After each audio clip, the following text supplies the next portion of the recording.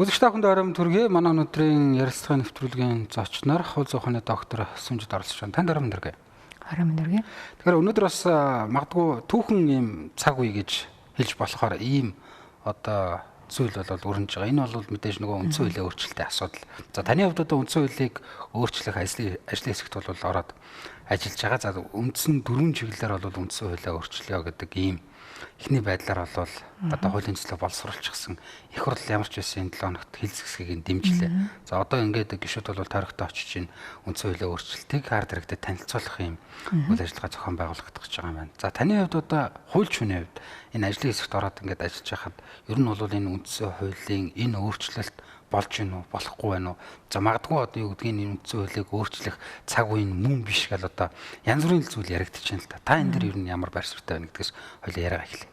Тэгэхээр үндсэн хуульд нэмэлт өөрчлөлт оруулах цаг үе бол мөнгө гэж бодож байгаа хуульчийн хувьд. Тэгээ яагаад вэ гэхээр хэдүүлээ яагаад ер нь өөрчлөх болсон шалтгаан үндэслэл гарч ирвэл гэдгийг тодруулах ёстой. Тэгээ яагаад бид нэр өөрчлөх гээд байгаа. Тэгэхээр нэгдүгээрт засаглалын хямрал гэж нэрлэдэг энэ хариуцлага, хяналт алдагдлаа, тэнцвэртэй байдал хангахгүй байна. Иргэдийн яш сонирхол хангахгүй байна. Гэт энэ төвшөнд биднэрт өөрчлөлт хэрэгтэй байна гэдгийг 27 жилийн одоо үргэлжилсэн бидний явц түүх харуулж байна. Тэгэхээр энэ төвшөнд хэдүүлээ их хурлын хариуцлагатай байдал хүсэж байна. Засгийн газар доктортой ажилласаа гэж бодож байна. Тэгээ яагаад бид засгийн газар доктортой ажиллахыг хүсэж байгаа юм бэ гэхээр тэнд бидний бодлого, Монгол улсын хөгжлийн бодлого тэнд боловсруулж гарч ийн, тодорхойлж байна. Тэгэхээр засгийн газрын нас богинох тусам бид нар хөгжлийн бодлогогүй тэр хэмжээгээр савлж байна. 2 жил тутам ямар бодлого яаж хийн гаргаж ирэхийг таашгүй ийм байдалтайгаар улс хөгждөггүй байна, болохгүй байна, савлаад байна те. Энэ нь эсрэгээрээ олон сөрөг үр дагавар үүсгэж байгаа гэдгийг харж байгаа учраас би бол цаг нь мөн гэж үзэж байна. 27 жил харлаа шүү дээ бид нар явлаа. Эхлээд бол бид нэр төлөвшөж гин, шилжиж гин гэдэг үгийг их хэлдэг байсан. Одоо бол болсон. Бид нэр одоо үнэхээр энэ дээр бол өөрчлөлт хийх ёстой, сайжруулах ёстой. Асуудлуудаа харж гин, тулгымцсан асуудлууд юу тулаад, юунаас болоод вэ гэдэг шалтгаануудаа тодорхойлжлоо. Тэгвэл одоо харин яаж өөрчлөх вэ гэдэг гаргалгаан дээр санаа нэгдэх тухай асуудал бол цаг үеийн хувьд мөн гэж хэлнэ. Тэгээд хоёр дахь бас нэг цаг үеийн шинжтэй эерэг тал гэвэл нэг нам үнэлэхүүн олонх байгаа нь давуу тал болно.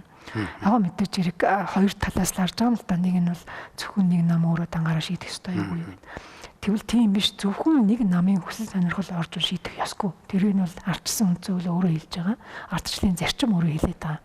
Бүх талуудын зөвшөлтслийг ханга, саналыг нь сонс.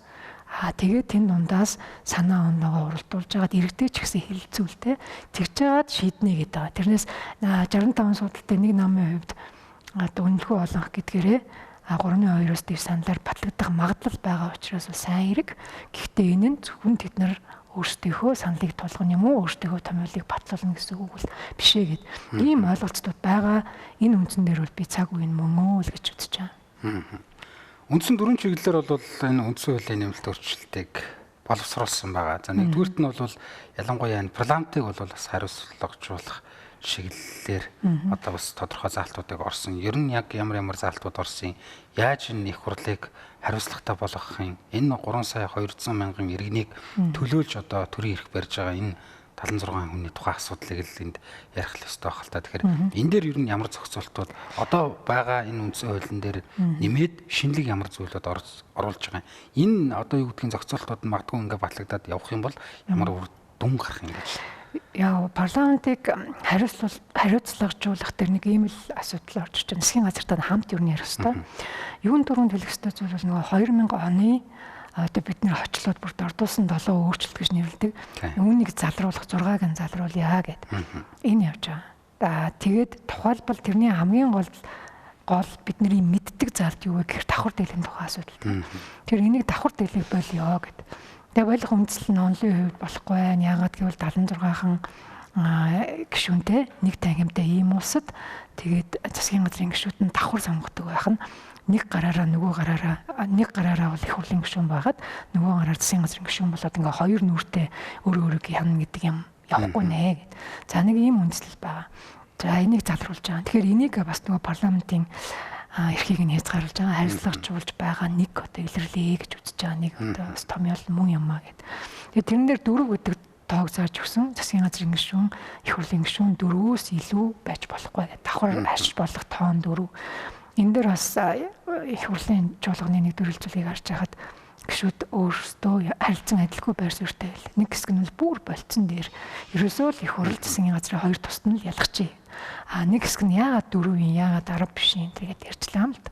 Тэгэхээр энэ ажлын хэсгийнхний санал болгосон хувьд юу гэхээр за бүр салгачихвал амархан уг нь бол онлоороо бол тех ёстой тийм ээ их хурлын хуулиа тогтоогоо засгийн газрын гүйцэтгэх ёстой биелүүлэх ёстой.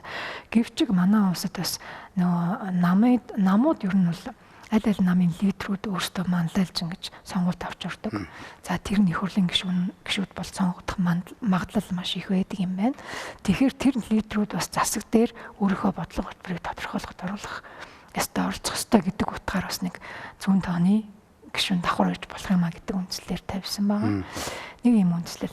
За хоёрд нь засгийн газрын доктортой байдлыг хангахын тулд яаж байгаа гэхээр засгийн газрынхаа гишүүнийг томилох, сонгох эрхийг нь томилох бишээ одоо сонгох, бүрдүүлэх эрхийг нь шууд ерөнхий сайдд өөрт нь өгöd байна. Одоо бол хин гэхээр их хурлаар нэг бүрчтэн хилцэж томилдог. Тэгэхээр одоо бол ерөнхий сайд өөрөө мэргэжлийн хүнээ сонгох, томилох уу тэр ерөнхий сайдын өөрийн эрх хэмжээний асуудал. Муу хүн сонгоод, мэргэжлийн бос хүн сонгоод тэгээд өөрөө л хариуцлага хүлээх учраас тэр хүний өөрийнх нь толгойдоор бун. Тэгэхээр кабинетаа бүрэн бүрдүүл хариуцлага ч гэсэн өөрөө бүрэн хүлээн гэдэг ийм зарчмыг оруулж өгч байгаа. Ахиад их хурл засгийн газартай холбоотой нэг өөрчлөлт нь төсвийн зарлагыг засгийн газрын зөвшөөрлгүйгээр нэмэгдүүлэхгүй гэдэг. Одоо төсөв батлах хугацаатай байдаг, төсвийн тодтгол гэж хийгээд байдаг тийм их хурлаар.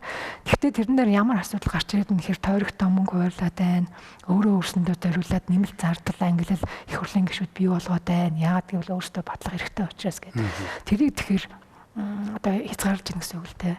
Засгийн газраас зөвшөөрөл аваагүй тохиол зардлын ангил бий болохгүй. Нэгээс нь энэ бас их хурлын өөрийг нь хариуцлагажуулах бас нэг механизм мөнгө гэж үзээ та. Мөнгөөр нь тэ төсвийн хувьд. За нэг ийм шинэлэг ойлголтууд орж ирж байгаа. За тэгээд их хурлын гишүүдийг эвгүүлэн татах уу яах уу гэдэг асуудлыг анхны төслийн хувилбар дээр ярьсан, санал болгосон. Гэхдээ тэр нь өөрөө их маргаантай асуудал юм байна. Тийм учраас энд шууд оруулаагүй. Одоо байгаа зохицуултын хүрээнд бол их хурлын гишүүдийг цэцээс дүгнэлт гаргаад эвгүүлэн татах боломжтой. Манайх хэрэглээ явж ирсэн. 2-3 ч их хурлын гишүүдээр эвгүүлэн татах ёстой юм байна гэдгийг дүгнэлтийг гаргаж ирсэн түүхтэй. Тэгэхээр тэр бол цэцэн өөрөө хараад бусаар ажиллаа хийж чадвал их хурлын гишүүдийг эвгүүлэн татах бол боломжтой. Зохицуулт байгаа гэж үзсэн. Тийм учраас шинээр бол яг эвгүүлэн татъя гэдэг утгаар нь бол оруулж ирээгүй. Энэ дээр бас нэг ийм зүйл бас гишүүд хилцүүлгийн үед яриад байсан л та. За одоо ялангуяа манай гишүүд чинь бас хинэггүй нөхдүүд цөнгө байгаа шүү дээ. Хуралдаа суудгүй бүтэн жил боллоо л гэдэг. За янз бүрийн гэмт хэрэг түүхт орооцолдог. За сүүлдээ бол одоо бүгдээрээ зохион байгуулалттай янз бүрийн төсвийн хөрөнгө одоо авсан барьсан гэдэг ийм ил амд ордог. Тэгээ энэ болгон дээр их хурлын нөгөө нэг бүр эрхийг нь төтгөлзүүлээд энэ хүмүүсийн чинь шалгыг ихлээр аваад үлчдэг нэг ийм л асуудал байгаа. Тэгэхээр үндсэн хуулиар энэ гишүүдийг хариуцлагатай болгохын тулд эргүүлэн татдаг ийм хатуу зохицуулт байх ёстой юм шүү гэдэг ийм зүйлийг яриад байсан л да.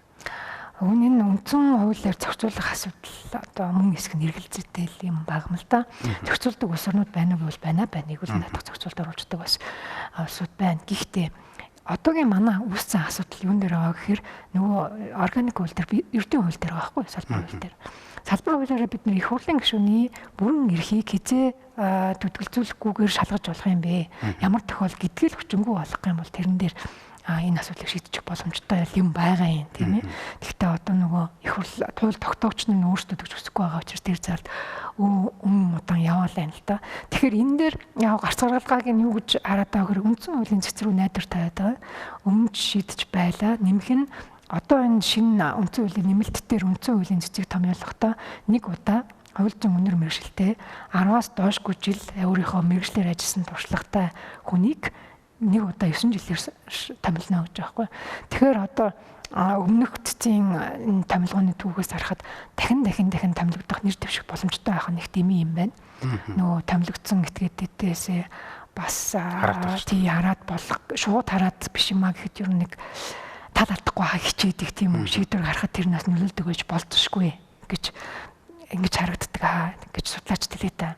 Тийм учраас одоо юу гэдэг би дахин сонгогдмоор байгаа. Тийм учраас нөгөө шийдвэр гаргахтаа би алдчихгүй нөгөө этгээдүүдийнхээ намайг сонгосон томилсонтэй санал авах этгээдийнхээ бас шийдвэрийг саналыг харгалзах хэрэгтэй болоод байна гэдэг. Тэгэхээр энэ 9 жилийн хугацаатай нэг удаа томилогддог болчих юм бол тэнд хараад бусаар нэмэх нь нөгөө улс төрийн өндөр мэргэжилтэй хүний чинь томилохгүй гэдэг байгаа шүү дээ. Яагаад гэвэл бас манайх гуйвлан ашиглаад одоо улс төрчнөр эсвэл одоо улс төрийн нэрийн дор ингээд юм туршлахгүй хүмүүс оруулж ирээд байна.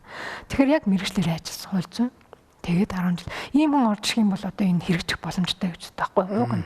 Тэгээ яг нэг юмыг хэлэхэд ийм л юм яриад та. Нэг хэсэг хүмүүс бол дөрвтөө өөрчлөөч ингэ болохгүй шүү дээ. Бүх асуудлыг энэ одоо үндсэн хуульдаа одоо нэмчээч гэдэг нэг юм санал хүсэл тавьдсан байна. Гэтэл хэрвээ тэгэх юм бол бид нар чинь нэмэлт өөрчлөлтийн хэмжээ нь 35% сэтрэх ёсгүй. 35% сэтрэх ёсгүй бол бид нар хамгийн чухал тулгымцсан асуудлуудаа л эрмэлж байгаа шийдэх ёстой. Тэгээ тэр хүрээндээ бас нэг баригдаж байгаа асуудал байна. Тэгээ хэрвээ юу гэх хурлын гишүүнээс нэг оруулъя өөр зөндөө олон саналууд орж ирсэн л дээ. Тэгээ энэ бүхний чинь ингэ нэмээ яваад байгаа юм бол 35% нэгдүгээр тэтчих гээд байгаа зовлон байна. Тэгээ ууг нь бол үндсэн хуультай орнуудад бас заавал үндсэн хуультай тусахдаггүйгээр шийддэг зарчмыг нь бид нар бас салбарын хуулиараа биш үндсэн хуулиараа заавал татаж авчирч төвшин ахиулж ирэх зэрэг хэмжээний ирэмбийн хувьд ахиулах гэдэг нэг тийм бас асуудал харагдаад байна. Яагаад гэвэл бид нар ердөө хууль нь хэрэгждэггүй. Яагаад гэхээр улс төрсөн одоо намаас болсон тэгээ албан хаагчаас болсон ойлгохгүй байгаас болсон үсын төсөв байсангүй гэдэг олон ялзын шалтгаан ярина л да. Гэхдээ хэрэгжээгүй, хуулиа хэрэгжүүлээгүй эсвэл хуульдаа зөв зохицуулаагүй ч юм уу магадгүй тийм асуудал байгаа асуудлыг үндсэн хууль руу бас татаж авчрах нь тэр болгон бас зөв биш ээ гэдэг байр суурьтай үндсэн хууль өөрийн гүйцэтгэх үүрэг элемент мөн чанар гэж байдаг. Тэр нь бол ер нь шууд ингэ салбарын ямиг тэр болгон нарийн ор зохицуулдаг. Суурийг нь баттгаж гагнаж өгдөг. Тэр суурин дээр ямар тоосгоо өрч топогоо өрх нь бол уг нь салбар хуулиудын асуудал байдаг гэж үздэг юм. Тэгээ тэрний нэг нь хурлын гишүүдийг өвлөн татах дээр байгаа. Тэгээ яг би юуг бол ойлгож байна. Одоо сонгогчдын итгэр алдарсан байдал. Одоо хэрвээ миний сонгосон, бидний сонгосон гишүүн ийм ёс зүйгүй гэдэг юм уу те ийм үйлдэл хийгээд үнэхээр ард түмнийхээ ашиглалыг төлөвлөж чадахгүй байгаа нөхцөлд яах ёстой вэ гэдэг дээр дараагийн алхам биднэрт хэрэгтэй байна гэдэг. Тэрийг нь бол ойлгож байна. Гэхдээ энийг үндсэн хуулиар энэ удаа шууд оруулж томьёолох хэмжээний асуудал мөн үгүй гэдэг эргэлзээтэй байна л гэж. Үндсэн хуулийн цэц шударгаалж чадах юм бол үндсэндээ парламентод хяналттай байд. За үнэхээр тэр одоо ямар нэгэн байдлаар хариуцлахгүй алдаа дутагдал гаргасан гэвдэрэгт холбогдсон гишүүдийг бол ингээ хариуцлагатай оцоод эргүүлэн татах асуудал хүндэх юм байна. Гэтэл өнөөдөр чинь бол үндсэн хуулийн цэц гэдэг байгууллага чинь өөрөө 3 субъектээс томилогдож байна. Тэ? Тэгэхээр одоо энэ асуудлыг яаж зохицуулж байгаа? За одоо бол дээд шүүх, за ерөнхийлөгч ингээд улсын хурлаас гээд ингээд томилогдчихдаг. За нөгөө л одоо санал болгосон томилсон хүмүүстэй л үйлчлэгэл нэг юм одоо асуудал яагаад байгаа шүү дээ. Тэгэхээр энийг одоо яг цэцгийг хараат бус байлгахын тулд нэг удаа яг 9 жилээр сонгодог болъё гэж байгаа юм байна. Өөр одоо энэ хүмүүсийг томилохоор дахиад нэг юм орж ирж байгаа юм нөгөө санал болгодог субъект нь хэврээ хагас гадна томилгооны сонсгол заавал ийн гэж орж ирж байгаа. Тэгээ томилгооны сонсголын ачлал бид нар нэг Америкт юм уу эсвэл Герман юм өндөр хөгжилтэй орнуудад харах юм л да. Жишээлбэл иргэн сүнждийг нэр дэвшүүлж байна гингүүд бүгд хэлцдэг. За өнгөрсөн түүхэн юу юм? Ёс зүйн хувьд алдаа зүйн гарч ирсэн үү? Тийм ухдаг. Дээрээс мэдээлэл ирдэгч иргэдээс энэ хүн чинь тийм ажил хийж байгаа та ингэжсэн түүхтэй тий. Тэгэхээр бид нэр эргэлзэж байна. Эсвэл одоо сайн болон муу рекомендац бүгдийг хэлдэг байхгүй юу? Энэ хүн чинь чадахгүй туршлагын ийм асуудалтай асуудалгүйгээд. Тэгэхээр томилгооны сонсгол хийх нэг сайн тал нь тэр. Нөгөө хүнээ одоо шууд 3 хоногийн дотор хин нэгэн нэр дэвшүүллээ шууд нөгөө чуулган маань гэс баталчин гэдэг ойлголт байхгүй сүүлийн томилгоо бол 3 хоногийн дотор боллоо шүү дээ. Тэгэхээр тэр байхгүй 3 хоногийн дотор мэддэхгүйгээр хинний нэр дэвшээ явж гэнэ гэж харах заавалгүйгээр томилогдсон байх асуудал нэгдүгээр байхгүй болно. Сонсгол заавал хийх ёстой болж байна. Хоёрдугаар тэрнэр их хурлын гишүүдийн дийлэнх олонхын саналаар томилно гэдэг бас нэг өөрчлөлт орж ирдэг. Өөрөөр хэлэх юм бол олон цөөх тэнд чинь одоо олон л нам байгаа юм чинь те янз бүрээр бүрднэ. Тэгвэл тэр болгон дээр дийлэнх олонхоо саналыг аваа гэж байгаа байхгүй. Тэгээ энэ тохиолдолд томилогдно гэдэг. Тэгэхээр энэ дээр бас найдвартай байлаа л да. Нэгдүгээр хурдан биш болох юм байна, хоёрдугаар шалгуур тодорхой болох юм байна, гуравдугаар тэгээ ажиллах ганцхан удаа томилогдно гэдэг чинь ойлгомжтой байна. Тэгээд мэрэгсэн байх хэрэгтэй гэдэг шалгуурыг тавьчих чинь тийм учраас үндсэн хуулийн цэцээс ирээдүйд яг хүсэж байгаа үндсэн хуулийнхаа манаач гэдэг утгаар ажиллах болов уу гэдэг итгэл өмшлээ. Засгийн газрын доктортой байдлыг хангах чиглэлээр бас чамгүй олон зохицуулт шинээр орж байгаа харагдсан.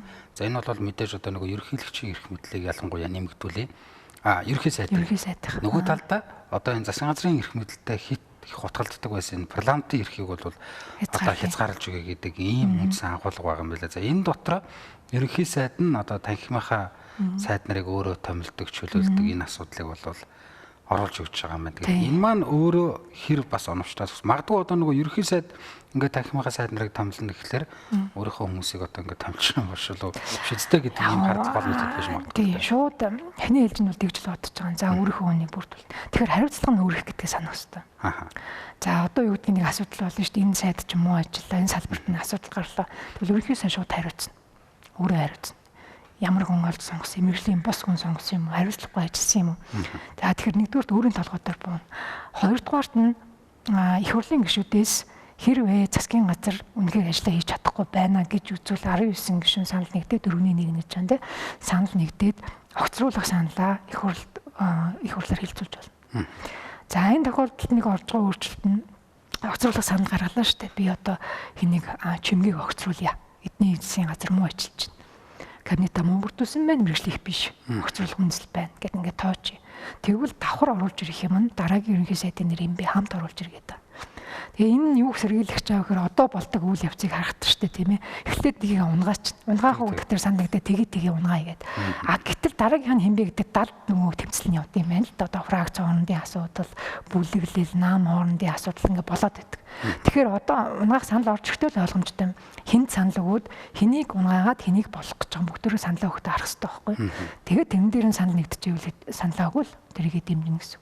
Тэгэхээр ийм байдлаар явах юм бол нөгөө далтхан шиг намууд хоорондоо өрсөлдөг, тэмцэлдэх тэг би бас ерөнхий сайдч болчих юм билүү гэдэг гортлог тэгэн дээр явдал байхгүй болоод ил тод энийг дэмжижээвэл дэмж тэг үгүй үгүй гэдэг ийм байдлаар явчихдээ юм л да. Тэг 19 гишүүн саналаа гаргалаа.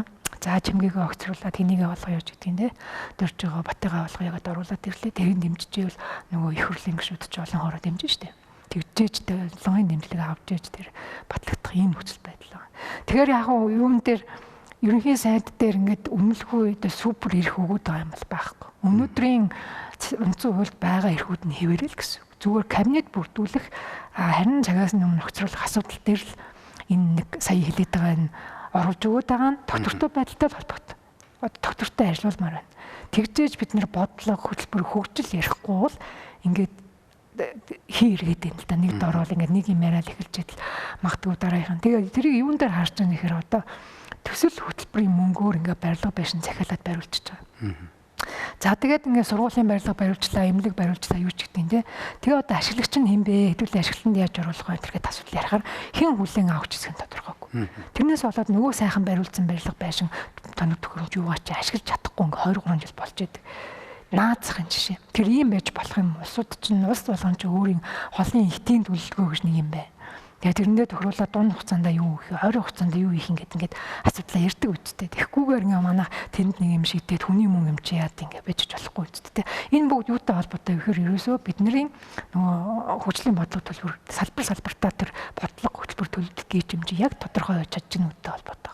Тэгээ нэг өөрчлөлтөө дараагийнх нь гэдэг юм болиё. Тэгээ хамгийн гол нь зөвхөн засгийн хэмжээнд ингээ докторгүй байдал өөрчлөлт гэдэг юм гэхээр үгүй юм байна л да. Явцыг харахаар засагунлаа яам дотор хөдөлгөөн ордог. Яам дотор хөдөлгөөн орно агентлаг байгууллага. Агентлаг байгууллага нутгийн удирдлага. Ингээд яваад тахаар чинь бид нар яаж нөгөө хөгжил, доктортой хөгжил, байнгын одоо өсөлт ярих юм бэ? Ингээ залхамж халаатай төрийн албаны бодлого ирж чадхаа болчиход байгаа байхгүй. Тэр ийм л тийм учраас нөө засгийг доктортой байлгахт нь мэдээж хэрэг болохгүй бол огцрол. Тийм чадахгүй байна гэдгийг хэлээд огцрол. Нэг ийм л гарцуудыг гаргаж өгч байгаа. Гэдгээр бол энэ дэд ажлын хэсэг бас нэг дэмжсэн. Тэгээ манай улс төрчин бас их сонин шүү дээ. Тэгээд янз бүрийн хуулийн гаргалгаа олж ирнэ. Нөгөө хуулиуд нь мухардалд орно энэ гэдэг янз бүрийн нэр томьёос дагараад ирж. Магадгүй зүгээр ийм тохиолдол үүсвэл яах вэ? За 19 гишүүн ингээд ерөнхий сайдыг огцруулъя гэдэг өргөн барьлаа. За даваа огцруулъя. Харин энэ оруулж байгаа юм чинь таалагдахгүй шүү дээ. Тэгээд нөгөөдгөө тэгвэл тогтоол гарахгүй. Өөрөөр ганц тогтоол гарах байхгүй. За хэн байсан? Чимгээ байсан. Чимгээг огцрууллаа санал нэгдсэн. За хэнийг оруулж ирж байгаа бат. Батыг дэмжихгүй. Тэгвэл ерөөсөө тогтоо чимгээ огцрохгүй байхгүй юу? Тий. Тэгэхээр тэр чинь зайлс хийх гэдэг юм л да. Тэгэхгүй тэгэл ахиал өшгөний хараар нэг хин нэг ерөнхий сайд юм чи юу би юу гэдэг энэ юмыг болоод явахгүй бол болохгүй байна. Тэгэхээр чи нөгөө 19 хүний гарт баг ерхийсээ тэмбэ шийдвэр олгохоор санал болгож байгаа нь 19 байхгүй юу? 19 хүн санал болгож. Тэр 19 чинь тэгтээ бол нөгөө ерхийсээ та гаргаж ирнэ шүү дээ. Тэг энэ саналаа хүний яг нэр дэвшүүлнэ. За тэрийг болоод энийг болгоно. Магадгүй нөгөө яг олонх байхгүй одоо хамтарсан тийм парламент бүрдэх юм бол бас эн чинь асуудал болж таарах нь яах нь? Олонхоор шийдэх учраас тэмч учраас олонх цөөнхийн нөгөө саналыг авч чадахгүй бол огцрохгүй л байхгүй юу? Тийм. Тэгээ 19 хүн хичнээн нийлээд санал гаргаад тэрийг дэмжихгүй бол тэгэл унана. Тэгэл тэр засаг хэвээрээ ажиллана л гэсэн үг байхгүй юу? Тэгээ энэ бол эсрэгээрээ их тийм засгийг доктортой ажилуулах механизм бүрдүүлдэг тийм л юу юм бэлээ л дээ. Энэ бол хэрэгэлдэг. Конструктив зарчим гэж нэрлэдэг байгаа. Германаас анх гаралтай гэж үздэг. Тэгээд маш олон үзүүлэлтээ орон энийг хэрэгэлдэг. Сонгодог парламентаас засаг штэ тийм ээ. Сонгодог парламенттай ус бол энийг хэрэглээ яваа. Тэгээ яг нөгөө адилхан зорилго нь адилхан засаг өөрөө доктортой байх хэрэгтэй байна. Тийм засаг доктортой байх нь эргээд бүх салбартаа ач холбогдолтой нөлөөтэй байгаа тийм ээ. Тийм учраас. За дараагийн асуудал нь хараат бус шүүхийг байгуулах. За өнөөдөр бол одоо үндсэндээ энэ 511 шүүгч чинь бол шударга ажиллаж чадахгүй байна. За авилга авч байна. Одоо хаанаас яаж энийг хөрөнгө яаж их энэ хадгаламжийг бүрдүүлсэн тодорхой биш байна гэдэг маш олон шүүмжил байгаа. За ингээд шударга шүүхийг одоо байгуулахын тулд бас энэ үндсэн хуулийн өөрчлөлтөөр тодорхой зарчмын ийм зүйлс орж ийн л да. За ялангуяа өнөөдөр энэ шүүгчдийг сонгон шалгаруулж байгаа процесс нь үнэхээр шударга явагдаж чадчихна уу? Тэр хүмүүс одоо жишээ нь хаанаас яаж орж ирж ийн гэх мэтчлэн маш олон одоо ийм бүрхэг асуудал байгаа юм биш байгаа юм. За энийг бол нэлээд тодорхой болгож байгаа шүү дээ. Ялангуяа шүүхийн ерхий зөвлөл гэдэг энэ байгууллага бол одоо иргэдийн хяналт бол тэнд тогтож байгаа юм шиг. 5 хүн нь бол одоо хууль зүйн мэрэгжилтэй мэдлэгтэй иргэд байна гэдэг ийм зүйл байгаа шүү дээ. Яг энэ хараат бус шүүхийг байгуулах чиглэл дээр үндсэн хуулийн өөрчлөлтөөр ямар зүйл туссан байна? За энэ шүүхтэр түүхэн эргээд харахаар шүүгчийг шилж сонгох, шүүгчийг давтан сургах, шүүгчийн хариуцлагын асуудал, шүүхийн төсөв, шүүгчийн хараат бус бий даасан байдлыг бэхжүүлэх гээд энэ шүүхийн захиргааны асуудлыг бүгдийг энэ шүүхийн ерөнхий зөвлөл ерөнхийдөө зохион байгуулдаг та.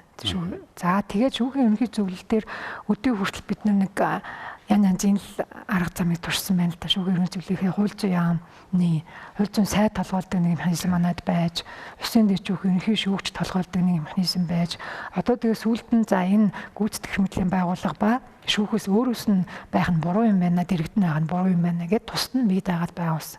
Байгууллагатаа одоо асуудал юу гэхээр 5 гишүүнтэй байгаа нь өөрөө шийдвэр зохистой хэмжээгээр тэнцвэрээ олж гарахгүй байна гэдэг хардлагыг байнга дагуулдаг.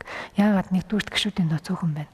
Хоёрдугаарт хинээс энийг томилж байна вэ гэхээр нэг л субъектээс Монгол Улсын ерөнхийлөгчөөс томилоод байна. Тэр энэ зөв биш юм байна л гэж. Тэгэхээр одоо тэр нэг хүнээс томилогддог энэ байдлыг болох хэрэгтэй байна. Тэр нь бол юмдаа биш. Одоо институт хоорондын асуудал гэдгээр ингэж харж байгаа.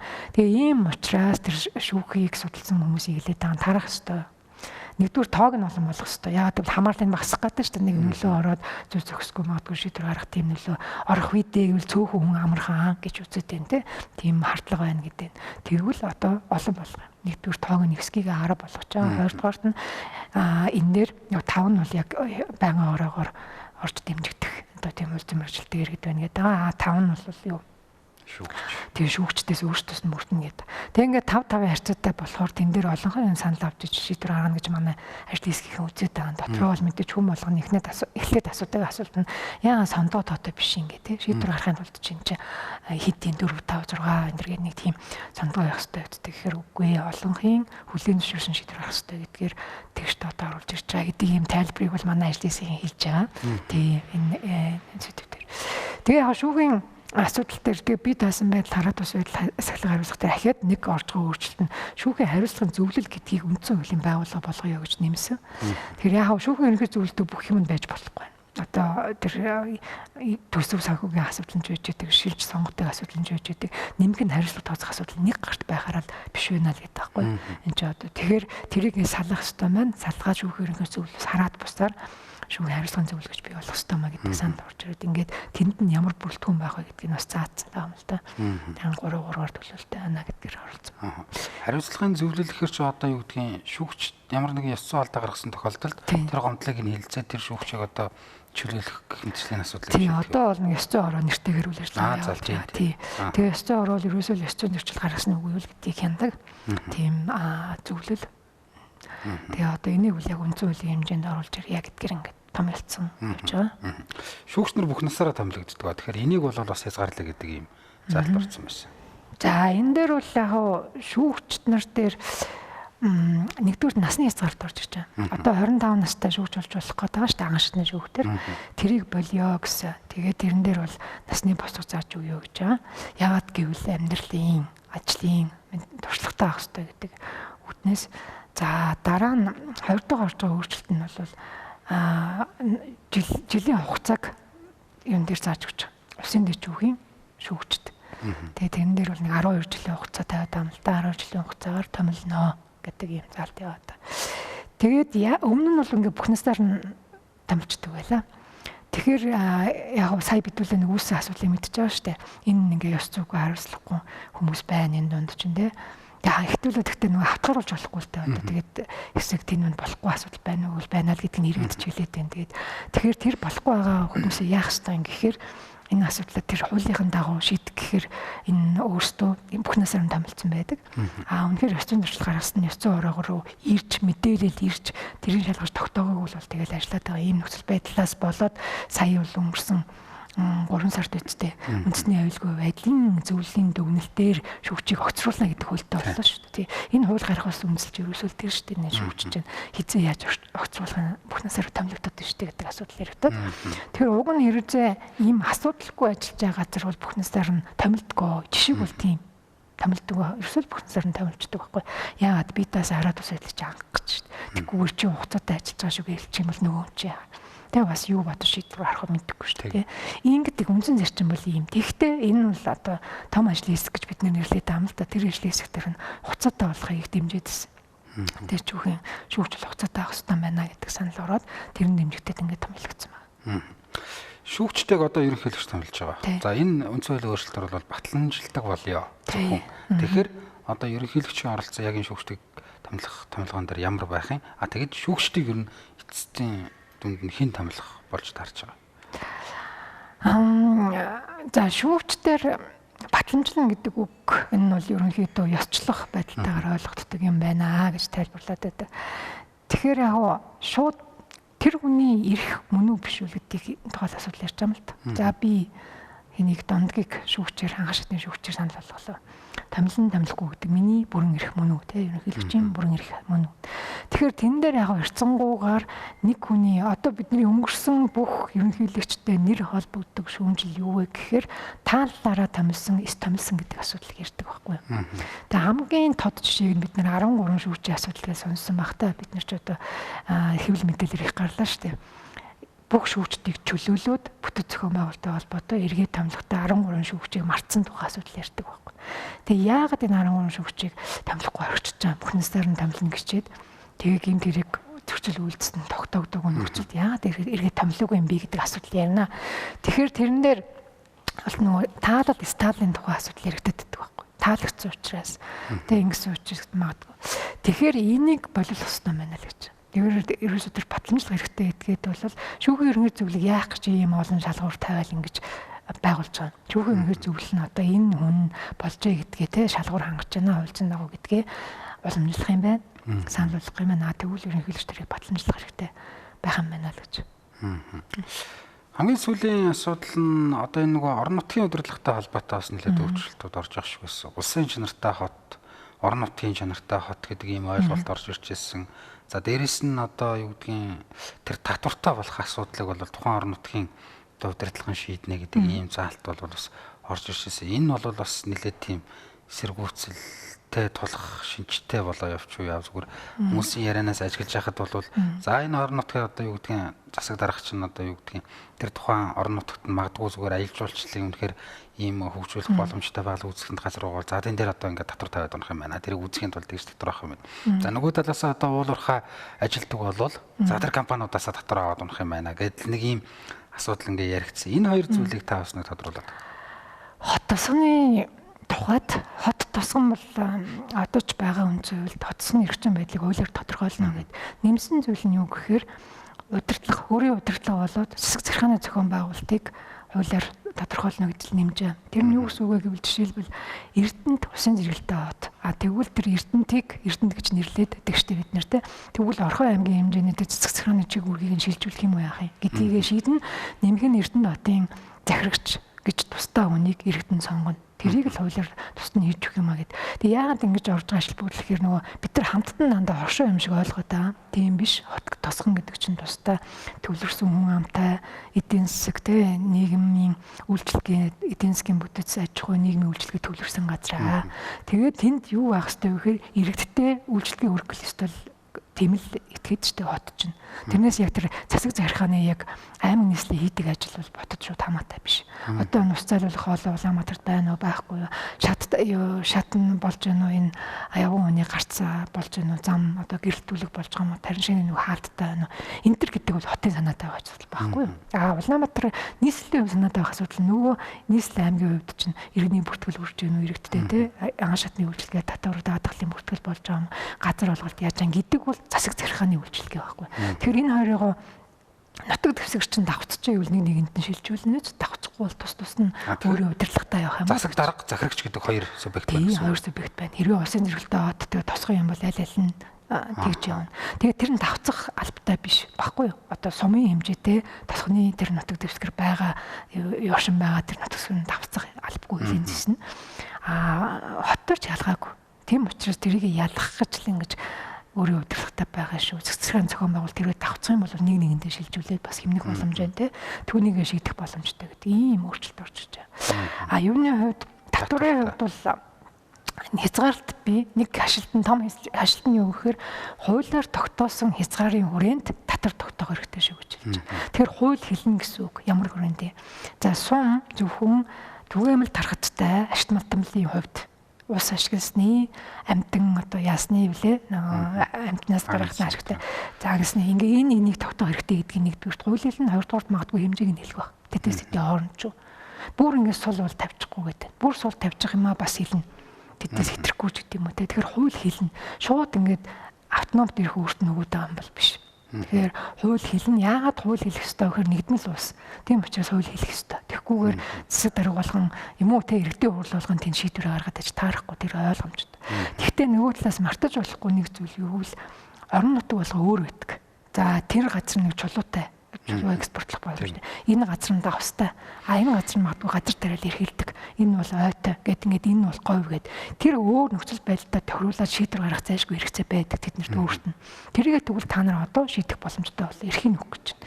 Тэгэхээр бид нар ингээд сүүлийн хэдэн жил харахад ер нь эдийн засгийнхаа хөгжлийг харъя л да. Сум аймгийн бие даасан байдлыг харахад ойлгомжтой бид нар ерөөсөө юуг хөгжүүлэх байхгүй. Бие даасан байдлыг ерөөсөө хөгжүүлэх орон нутгийн бие даасан байдлыг ярьж чадахгүй Монгол улс.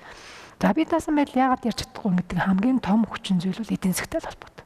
Эдийн засгийн хувьд өөрийгөө тэтгэх аваад явах хэмжээний биш газар хичнээн ч материалын хуулиар та нар шийдвэр гаргах хэрэгтэй шүү гэж хэлээд нэмэргүй. Тэгэхээр өөрт нь нөөц байх хэвээр санхүүгийн нөөц. Гол дараагийн бас нэг татвар дээр уйж байгаа хязгаарлалт энэ үзэл баримтлалын хувьд юу гэж яваа гэхээр үг өсгчлэн бол суугаагүй. Үзэл баримтлалын хүрээнд юу гэж яваа гэхээр хаанаас орсон татварыг юунд зарцуулахыг заавал тодорхой заана гэж. Одоо ухаандаа тогноос олсон гэж бодъё те. Хогны хураамж гэж нэрлэдэг. Тэгвэл эргүүлээ та хогоо цэвэрлэх, ангилах, тээвэрлэх ингэхтэл зарцуулна. Тэрийг хэлж өгнө гэж. Тэрнээс биш ингээ хогных ч ороод ирлээ, усных ч ороод ирлээ. За ингээ бүгдийг нэрлж чад одоо юу хийх вэ? Сургалт хийчих гэдэг юм байхгүй гэдэг шүү дээ. Тэгэхээр таны энийг бол энд л эргээ зарцуулна. Тэрийг бол тэрэнд нь эргээ зарцуулна гэдэг. Тим заалттай нь уйж холбож өгнө гэдэг бас нэг юм үзэл байна. Түрүүний тэр хот гисэн дээр бас нэг зүйлүүд тодорхойлохгүй болохгүй баг. Одоо чи юу гэдгийг зүгээр Дархан хот, Эрдэнэт хот, Улаанбаатар хот гэж бид нар ярьдаг. За нөгөө талдаа Чойвалсан хот, Өндөрхан хот гэж ингээл тэгэл аймагч юм шиг, хот ч юм шиг ингээд нэг юм ойлголт яваад байдаг. Тэгэхээр энэ яг өөрчлөлтөөр энийг нэг мөрцөгсөлж чадах уу?